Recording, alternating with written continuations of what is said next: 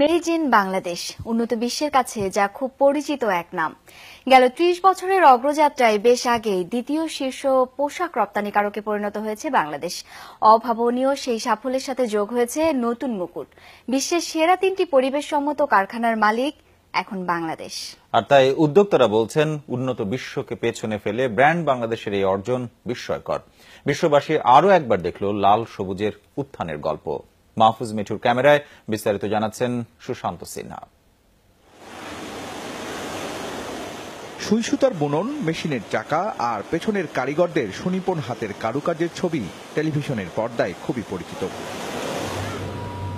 শুধু বাংলাদেশ নয়, উন্নত বিশ্ব এখন অভ্যস্ত হয়ে উঠেছে ব্র্যান্ড বাংলাদেশে। সেই সুখ্যাতিকে আরেক ধাপ উঁচুতে তুলে ধরেছে যুক্তরাষ্ট্রের গ্রিন বিল্ডিং কাউন্সিল USGBCর সবুজ কারখানা বা লিড সনদ সূচকে, যেখানে বাংলাদেশের অবস্থান বিস্ময়কর। আমরা হাই কোয়ালিটি গার্মেন্টস বানাই, আমরা সাস্টেনেবলি প্রোডাকশন করি। এইভাবে আমরা পুরো দেশটাকে রিব্র্যান্ড করছি। আর ইতিমধ্যে 253টি কোম্পানি অলরেডি লিড সার্টিফিকেশনের জন্য অ্যাপ্লাই করে ফেলেছে এবং এর মধ্যে 33টা সার্টিফিকেশন পেয়ে গেছে। এক বছরের মধ্যে আরও কোম্পানি চলে আসবে যারা আমার থেকেও ভালো পয়েন্ট পাবে। লিড সূচকে 110-এর মধ্যে 97 পয়েন্ট পেয়েছে কারখানাটি। সূর্যের আলোর ব্যবহার বাড়াতে বসানো এক একটি স্কাইলাইটে 70টির বেশি টিউব বাল্বের ব্যবহার কমে। একইভাবে এই মেশিনগুলো 500 ওয়াটের বিপরীতে মাত্র 165 ওয়াট বিদ্যুৎ খরচ করে। এভাবে জ্বালানি সাশ্রয়ী নানামুখী উদ্যোগের কারণে বিশ্বে পরিবেশসম্মত কারখানার প্রথম স্থানটি পেয়েছে রেমি হোল্ডিংস। আর এর মাধ্যমে লাল সবুজের দেশ বাংলাদেশ পৌঁছেছে বিশ্ব দরবারে অনন্য এক উচ্চতায়। এরপর 92 পয়েন্ট পেয়ে দ্বিতীয় স্থানে বাংলাদেশের প্লামি ফ্যাশন, আর 90 পয়েন্ট নিয়ে যৌথভাবে তৃতীয় বাংলাদেশের ভিনটেজ ডেনিম স্টুডিও এবং আয়ারল্যান্ডের একটি কারখানা। তাই মেড ইন বাংলাদেশ এখন সবুজের স্বপ্ন দেখাচ্ছে বিশ্ববাসীকে।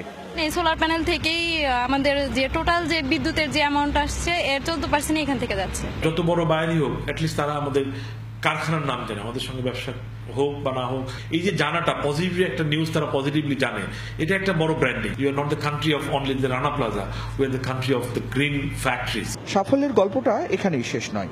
পরিবেশ বান্ধব কারখানার বৈশ্বিক এই সূচকে শীর্ষ 10-এ আছে দেশের আরো 4টি প্রতিষ্ঠান। আমাদের 100 ফ্যাক্টরিজ পাইপলাইনে আছে, এর মধ্যে 20টা ইতিমধ্যে হয়ে গেছে।